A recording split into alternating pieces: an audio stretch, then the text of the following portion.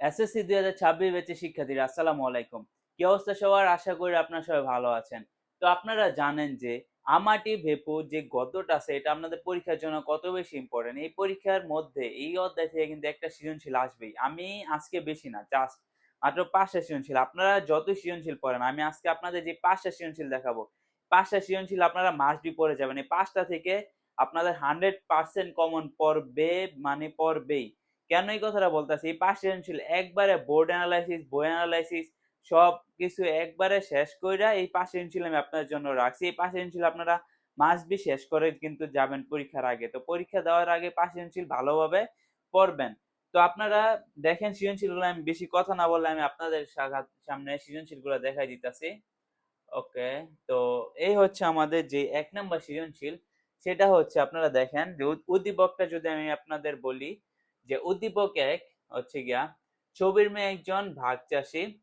সে পরের জমিতে চাষাবাদ করে কোনো মতে ৪ জনের সংসার চালায়। সে সারাদিন চিন্তা করে কি করে সংসারের অভাব অনটন ঘোচানো যায়। তাই স্ত্রী ও মেয়েকে ক্ষেতের কাজে নিয়োজিত করে যাতে সংসারে দুঃখ কষ্ট ঘোচে। এখন তার আধারে অনাহারে দিন কাটে। ঠিক আছে? আর ২ নাম্বার যেই আরেকটা উদ্দীপক দেওয়া আছে দেখেন, সাজিদ ও শেফা ভাই-বোন সারাদিন দুজনের মধ্যে এটা সেটা নিয়ে দ্বন্দ্ব লেগেই থাকে।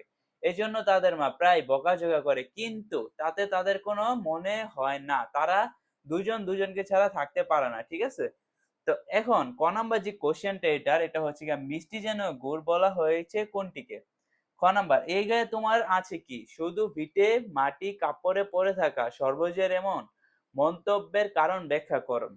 এ হচ্ছে ক নাম্বার। এখন আপনারা এটা কোথায় পাবেন? আপনারা বলতে পারেন যে স্যার এটা আমরা কোথায় পাবো? এটার লিংক আমি ডেসক্রিপশন এবং কমেন্ট বক্সে দেয়া রাখবো। আপনারা সেইখান থেকে এটার পিডিএফ গুলা কালেক্ট করে নিয়েন। তো পরের যে কোয়েশ্চেনটা আছে আমি দেখাই। তো ২ নাম্বারের যে ক নাম্বারটা, এটা হচ্ছে গিয়ে বেরেন্ডাকচার বেড়া কি? তুই তো একটা হাবা ছেলে। এই কথা বলার কারণ বুঝিয়ে লেখো।